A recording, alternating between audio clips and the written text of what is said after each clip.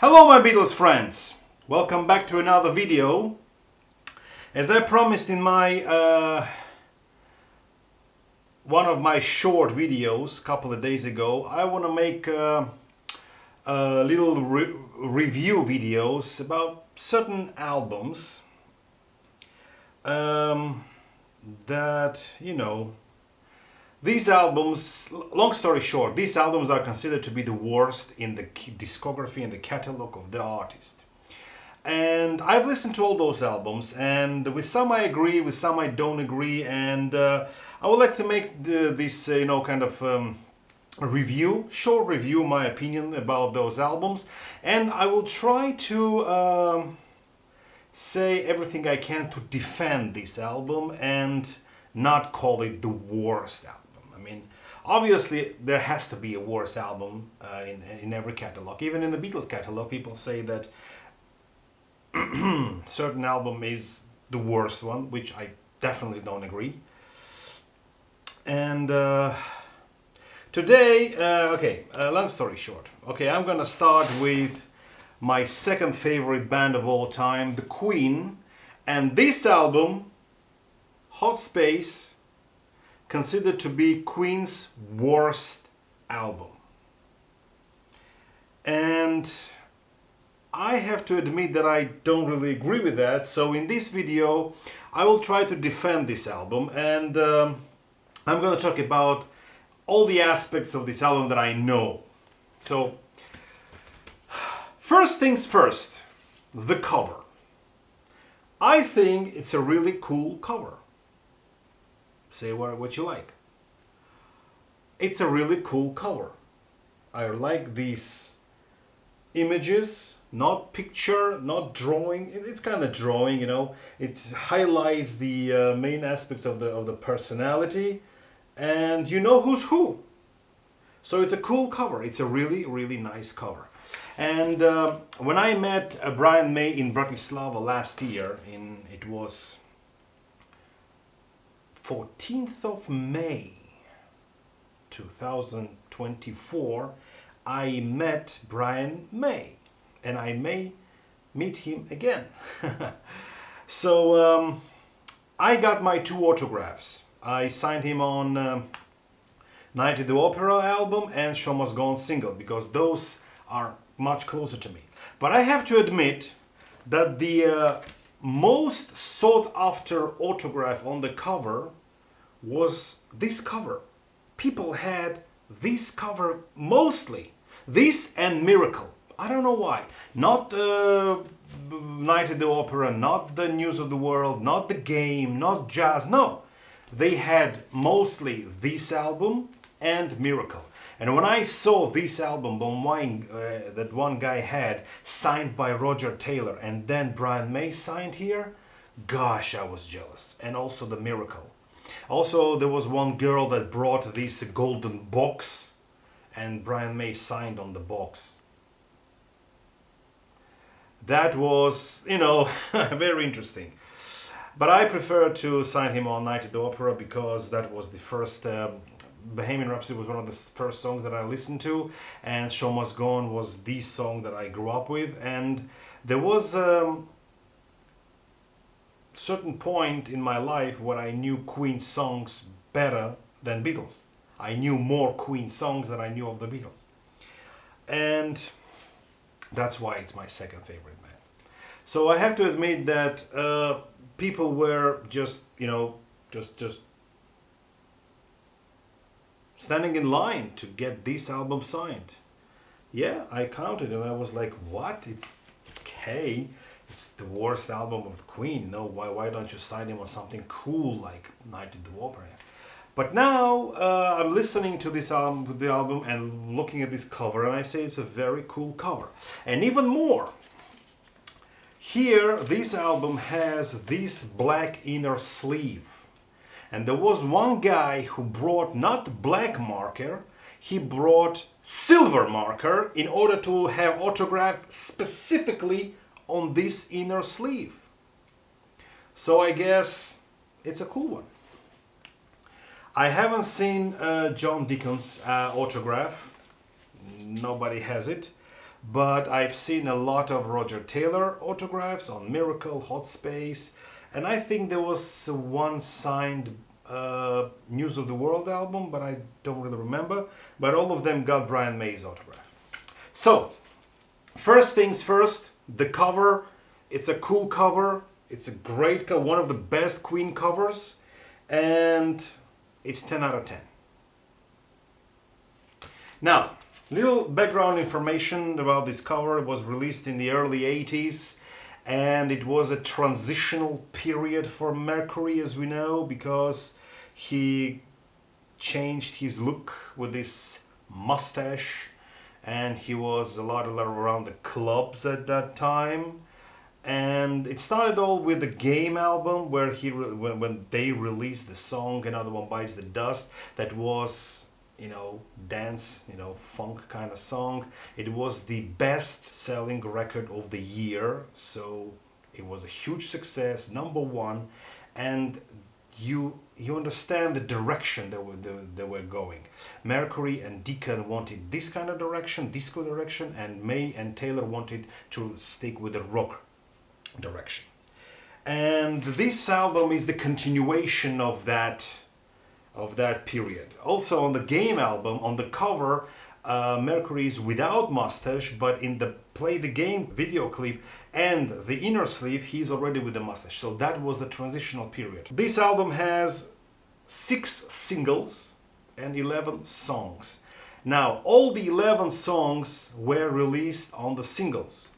6 A-sides and 5 B-sides. All of them appear on the album, and only this single, Under Pressure, has non-album song, which I will get back to later. Now, as to why this album is considered to be the worst. It is known that this album is very different from all the previous works by the Queen. And people were kind of astonished, were shocked. They were expecting another rock album, and all of a sudden they're getting this diverse album. And in comparison to the previous works, they were a bit disappointed. I will give you a very good example that happened with me. I was watching a movie, and when I realized who was the director of the movie, I was kind of shocked. You all know the director, Ridley Scott. He's the director of The Alien and Gladiator, and he has, these epic movies like Kingdom of Heaven and so on. And Blade Runner as well. And you don't expect rom-com from this kind of director. And he released the movie which is called A Good Year with Russell Crowe. People were like, really? Yeah, he just released Black Hawk Down and Gladiator, and all of a sudden there is a love story from the French farm, So people were disappointed. But if you watch the movie without knowing who's the director, you just watch the movie, you're gonna like it. It's a good movie. Same thing happened here. If you listen to the album without knowing any previous material of the band and not comparing, but without comparing, you're gonna give this album a second chance. Okay? So, let's go song by song and try to defend the songs, and I will tell you my personal opinion, which song I consider to be the worthy of being on Queen album and which one I would replace. Staying Power, which was written by Freddie. This song is a popish, funk, disco kind of song. Staying Power. Yeah. Reminded me of Michael Jackson's early works. And the significant shift in this song is that they are beginning to using the drum machines and synthesizers, something that they promised they will never use. So that was the one, I would say misstep. The song itself, if you listen to it, it's a nice, dancey, enjoyable song. It's not something that Queen done previously. You can't compare it to We Will Rock You or We Are the Champions. From that aspect, yes, it is not, fan favorite. But if you just listen to the song, you're gonna like it. I mean, I give this song middle plus. Let's go this way. The song number 2, Dancer.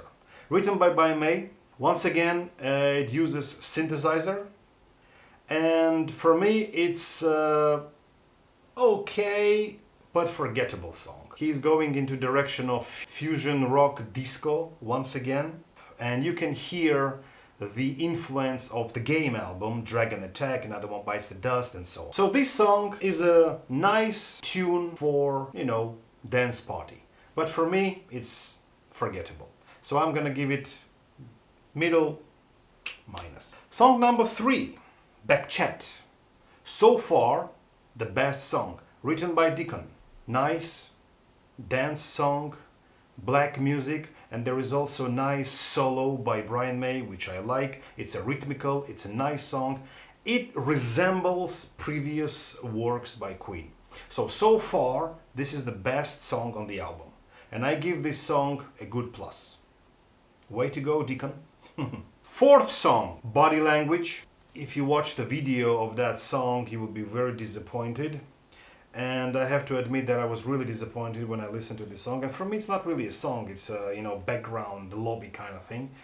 And I really dislike that song, and it's a big minus for me. I didn't like Mercury bringing his private life into music. Give me your body, yeah.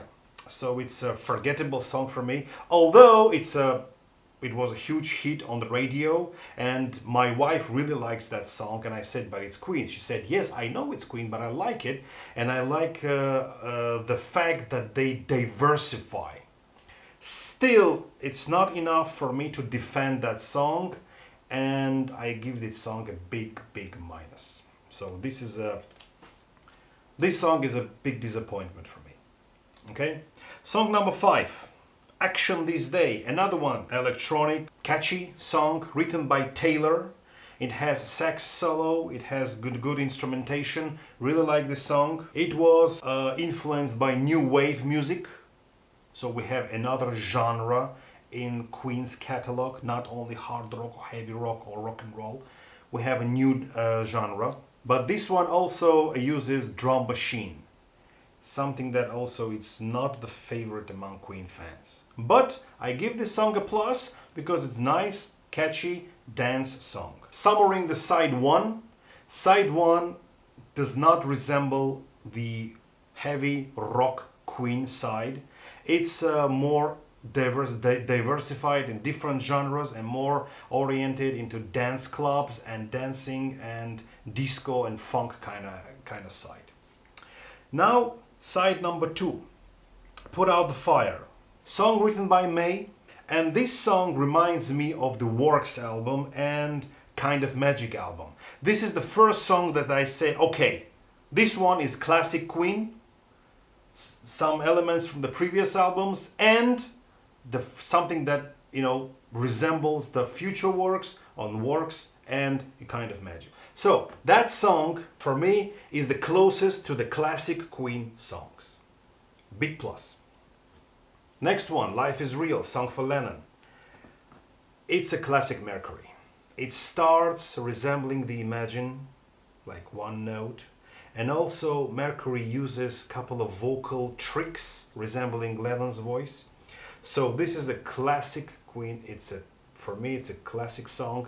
It's a great song. It's a huge plus. And it's a shame that this song, Life is Real, is actually a B-side to Body Language. This is a huge disappointment for me. Next one. Calling All Girls. Written by Taylor. The second song written by Taylor. And this song sounds for me more like a Blondie cover song. This song would fit in Blondie's discography and not in Queen's discography, There are some songs resembling Michael Jackson's early songs, some songs resembling Boney M, disco kind of thing, and this one resembles me a Blondie kind of thing, So I don't see that song as a Queen song, but I said, wow, is he covering Blondie? Okay. So for me, it's a disappointment song. So I give it a minus. Next one, Las Parábolas de Amor, the words of love. Huge plus. One of my favorite Queen songs. One of my favorite Queen songs, and I like how they're using foreign languages in their songs to connect with the audience, like Japanese that was on the Day of the Races album. So for me, it's a wonderful song, and I give it a huge plus. Classic Queen. Next one, Cool Cat. A disappointment for me. Sounds more like George Michael catalog or Bee Gees kind of thing. No, but I cannot connect that song with Queen, to be honest. Written by Mercury and Deacon. And originally it had David Bowie's vocals on it, but at the last minute he requested to remove his vocals because he didn't like how he sounded.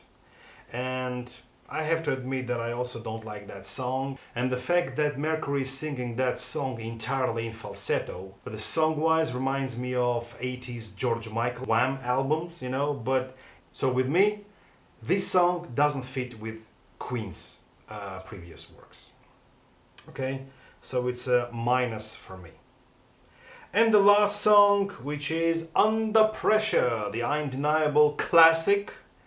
And this one sounds like, what am I doing here? You know, this kind of thing. This song was recorded before the album, couple of months before the album. Although it's a classic song, it's a great song.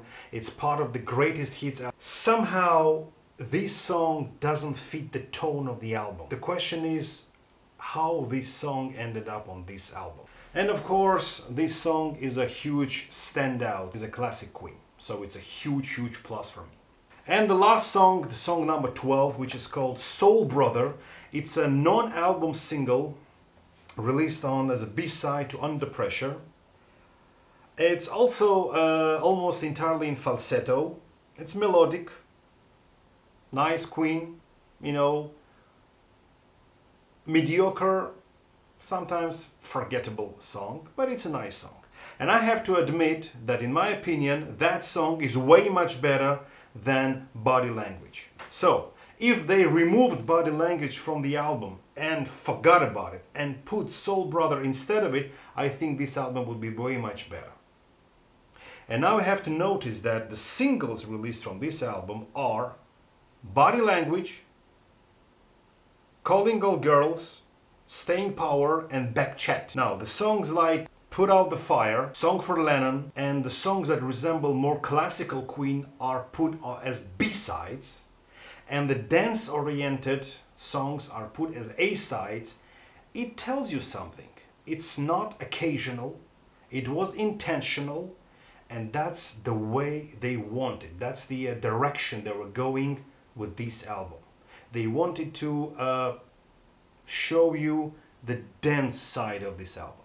Now, what I can say in defending this album is that, first of all, the songs are great. There are only 3 songs that I dislike, and only 1 song that I would completely remove from the album. I would put the non-album B-side instead of Body Language. But what I want to say is that they dared to do what they want. They were not trapped in one scenario, hard rock or heavy rock or rock and roll songs. They showed you that they can make music in different directions. They can diversify. They can use different genres. And Mercury's vocal range allows them to do that. They dare to use also different instruments, new instruments like drum machines, something that, and synthesizers, something that they promised never to use, which means they are growing. As a defender of this album, I cannot say that this is Queen's worst album. I would say this is Queen's different album where they dare to, you know, diversify. Many artists are afraid to change the direction of their success. I mean, they found success in this genre, this type of music, this kind of thing, and that's why they stick throughout their career. And by the end, the last album is actually the worst album. But not in this case. They did not continue the news of the world, jazz and game kind of type. They completely changed it. And this album actually made the later albums look a bit different. People woke up. And that's why Works and Kind of Magic stand out as well, because this album is completely different from all the other things that they did. And I don't think they failed. They may have a few missteps, yes. But generally, I think it's a good album, and this album deserves a second chance, and this album deserves to be appreciated. Okay? Now, I asked a lot of people about this album, and I have to say that my wife actually likes this album. My wife likes all the dance songs here, like Back Chat and Body Language and all the songs. She likes them. And she says that it's a good dance-oriented album. So why not? Okay? So, that's my attempt to review this album and defend this album. And I strongly recommend this album. Listen to it again and give this album a second chance. Okay? So that was my honest opinion, and don't call it the worst album. Call it different. Thank you very much for watching, and see you in my next videos.